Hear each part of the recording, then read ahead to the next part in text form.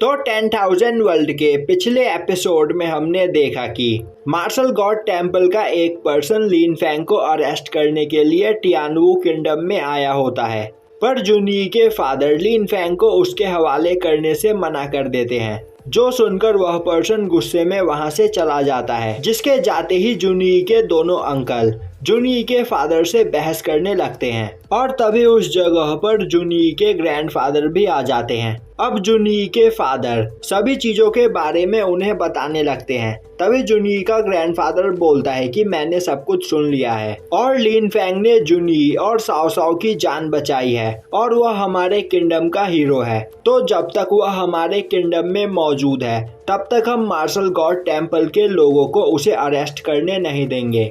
यह सुनते ही जुनी का अंकल बोलता है, तो क्या हम इस जगह पर उनसे फाइट करेंगे? यह सुनते ही ग्रैंडफादर आगे बढ़ते हुए बोलते हैं, उनसे मैं फाइट करूंगा, तो तुम्हें यह सोचकर परेशान होने की जरूरत नहीं है। दूसरी ओर उस फायर ईगल को एब्जॉर्ब करने के बाद लिन फैंग की पावर काफी ज्यादा बढ़ चुकी होती है और अब साओ बाई उसे कॉन्ग्रेचुलेट करते हुए बोलती है कि अब लिन फैंग का निर्वाणा फायर 3rd टायर का हो चुका है और लिन फैंग ने मेलिंग और सिलिंग से फाइट करने वक्त अपनी काफी ज्यादा फिनिक्स फायर को खर्च कर दिया था, पर इस जगह पर मौजूद फायर को एब्जॉर्ब करके वह पहले से कई गुना ज्यादा पावरफुल बन सकता है।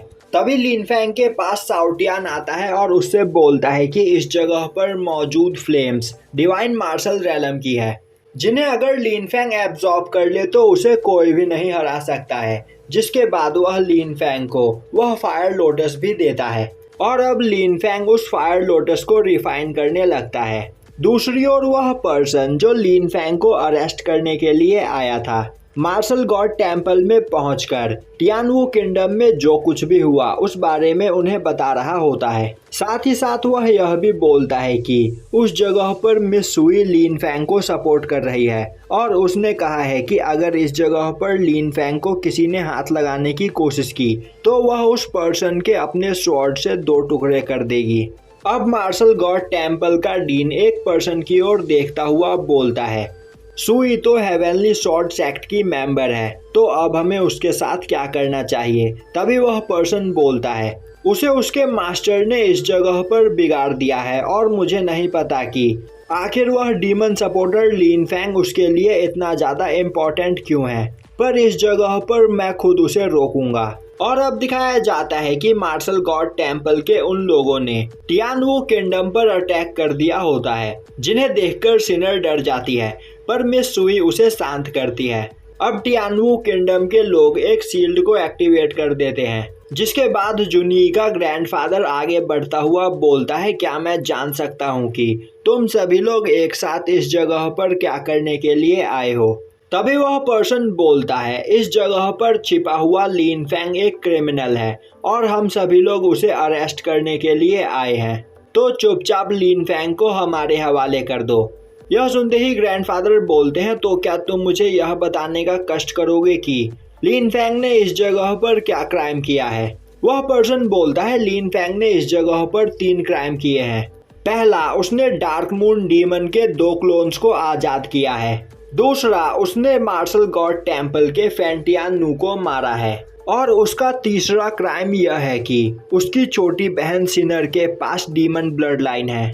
यह सुनते ही ग्रैंडफादर हंसते हुए बोलते हैं, तुमने जो तीनों क्राइम्स बताए यह तो सच में काफी खतरनाक क्राइम है, तो मैं तुम्हें यह बताना चाहता हूँ कि मेलिंग और यूलिंग को रोकने के लिए लिन फैंग ने अपनी जान की बाजी लगा दी थी और हमारी फैमिली के लोग इसके गवाह हैं।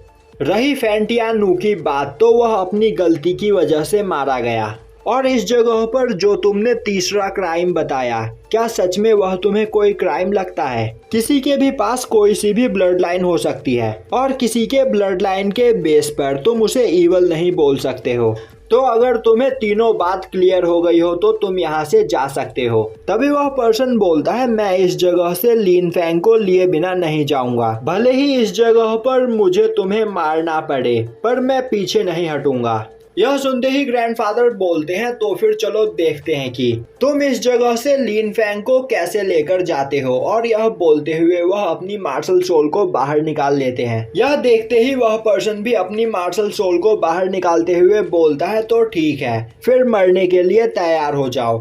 और अब उसके साथी भी अपने अपने मार्शल सोल को बाहर निकाल लेते हैं। यह देखते ही मिस सुई भी ग्रैंडफादर की मदद करने के लिए आगे आ जाती है, जो देखते ही मिस सुई का अंकल गुस्से में बोलता है, सुई अब बस तुम्हारा बहुत हुआ, चुपचाप से मेरे साथ चलो। लिन फैंग एक क्रिमिनल है तो हम उसे अरेस्ट करके ही रहेंगे। तभी मिस सुई बोलती है कि मैंने अपनी आंखों से लिन फैंग और सिनर को उन डीमंस को रोकने के लिए अपनी जान की बाजी लगाते हुए देखा है, तो मैं मरते दम तक इनका साथ दूंगी।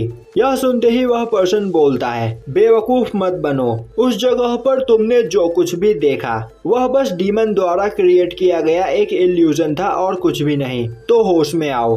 पर मिस सुई उसकी बात सुनने को तैयार नहीं होती है और तभी मार्शल गॉड टेम्पल के वह चारों लोग अपने मार्शल सोल का यूज करते हुए उन पर अटैक कर देते हैं। तभी ग्रैंडफादर भी अपनी मार्शल सोल का यूज करते हुए उन पर अटैक कर देते हैं और मिस सुई भी अपने स्पिरिट शॉट का यूज करते हुए उन्हें सपोर्ट करती है।